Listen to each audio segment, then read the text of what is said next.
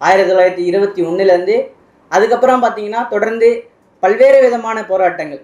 தோழர்களே, அதாவது இது படிக்கும்போது என்ன எல்சியோ இதெல்லாம் 10 எல்சிக்கு சமம் அந்த மாதிரி தான் இருந்துச்சு. இப்போ எடுக்கக்கூடிய லோகே எல்சிலாம் சொல்லுவாங்கள்ல, அந்த மாதிரி 10 எல்சிக்கு சமமான ஒரு வரலாறு தான் அப்படின்றது தெரியுது. ஏன்னா கிட்டத்தட்ட 19 லட்சத்து பேர் தொழிலாளர்கள் தன்னோட வேலை நிறுத்தத்து மூலயமா காட்டியிருக்காங்கன்றதான் எவ்வளோ பெரிய வரலாறு.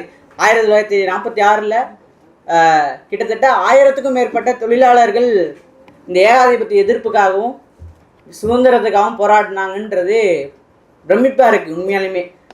ஏன் அன்றைக்கி அதுவும் அந்த காலகட்டத்தில் குறிப்பாக தொழிலாளர்கள் தபால் நிலையத்திலேருந்து ரயில்வே தொழிலாளர்கள்லாம் 100% வேலை நிறுத்தம்.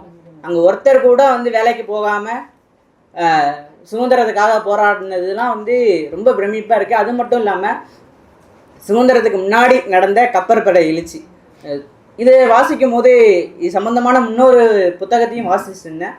அந்த புத்தகம் ஒரு பெருசான புத்தகம் இருந்தாலும் அதனோட சாராம்சம் குறையாமல் எழுதுனது தான் இங்கே சம்பத்தோழரை நம்ம பாராட்ட வேண்டியது இருக்குது. ஏன்னா இன்றைக்கி இதுக்கப்புறம் இந்தியாவை நம்மளால் ரூல் பண்ண முடியாதுன்ற இடம் எங்கே வருதுன்னா கப்பற்படை எழுச்சி அப்போ தான். அங்கே இருக்கக்கூடிய மாலுமிகள் இங்கே சென்னை, விசாகப்பட்டினம் எல்லா துறைமுகத்துலேயும் தன்னோட வேலை நிறுத்தம் முதல்ல சாதாரண பொருளாதார கோரிக்கையாக தான் எழுந்துச்சு. வெள்ளைக்காரனுக்கு ஒரு நியாயம், இங்கே ஒரு நியாயம் அப்படின்ற அந்த கோரிக்கையாக தான் இருந்துச்சு.